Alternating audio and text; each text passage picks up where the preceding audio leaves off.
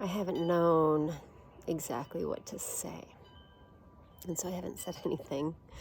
I guess that's always a good rule of thumb, right? But,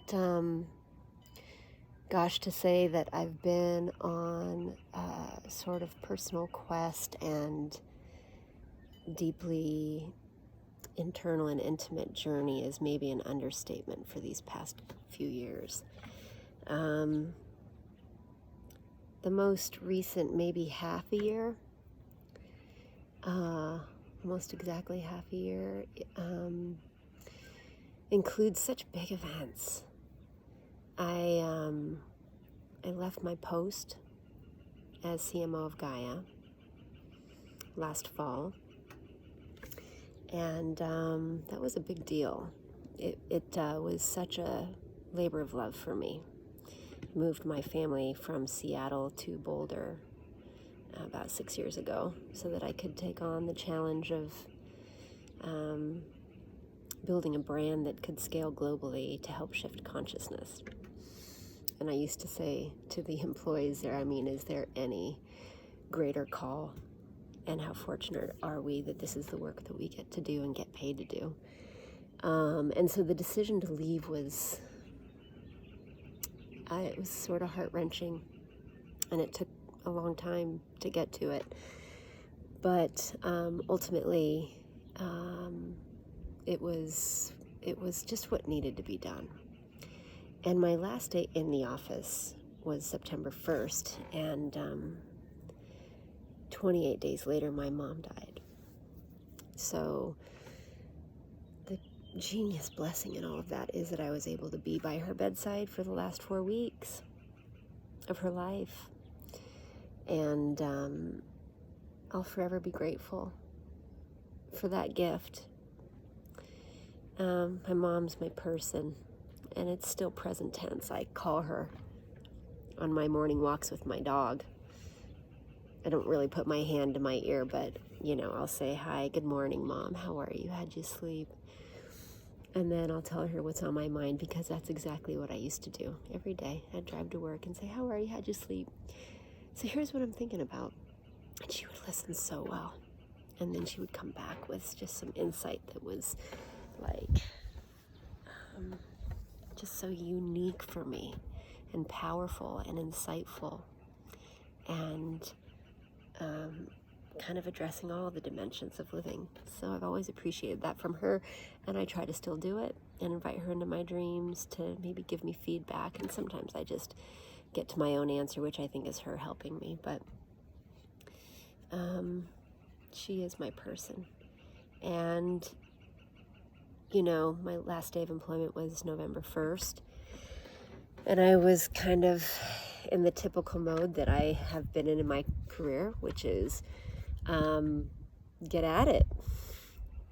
All right, what's the next thing? Let's go create some magic, Jamie.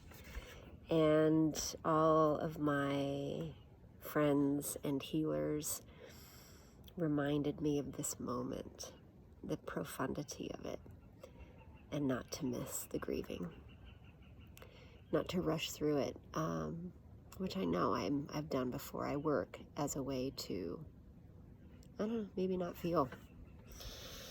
So rest, heal, and grieve, and that was the goal for the rest of 2019. And it was uncomfortable, and I couldn't wait for the turn of the calendar so that I could get my feet on the asphalt and run.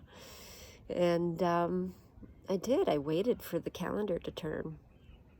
And on January 3rd, which is Joe's 22nd birthday, my oldest's, my girlfriend managed to get an impossible to get appointment with a plastic surgeon, one of the state's very best, because I just wanted a consultation. My 3 babies were massive, and I did not inherit good skin, so I was very stretched in the belly area, and my muscles literally maybe this far apart. And so for 22 years, I just never got it fixed, but boy, did I want to. But I worked, so how was I going to find 4 weeks off of work and whatever? So she got me an appointment on a rare cancellation, and she was standing in exactly the right place at the right time that I got the appointment. It didn't go to the wait list. And by the 9th, I was meeting with the surgeon, scheduled surgery for May 4th, which in today's world wouldn't have happened, right? Because no elective surgeries. But, and then I said, do you guys get cancellations on the surgeries? And they said, yeah. We just had one for January 17th. It was 8 days later. And I said, oh, I'll take it. And they said, well, there's a wait list. So they were actually going to go protocol. I said, okay, if no one on the wait list can take it, I'll take it. And they called me Monday and they said, well, no one could take it. It's yours if you want it. So the next Friday, I was under the knife, January 17th. And if any of you have had abdominoplasty or known somebody or helped somebody recover from it, it's a bear. It's heavy duty. You can't lift a gallon of milk. You can't vacuum. Getting out of bed, sitting down on the potty, laughing, sneezing, coughing, much less getting those feet on the pavement and running. So there went that objective to rubber meet road, right? And it was a good solid 4 weeks of I can't do much. And so I was on my back with my laptop, and the beauty of all of that was that I wrote all of that resting and healing and grieving and all of what preceded it, the decision to leave Gaia.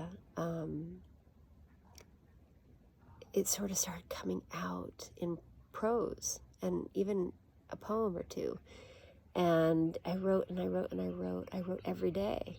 And it just flowed like it hadn't flowed in probably about 5 years. What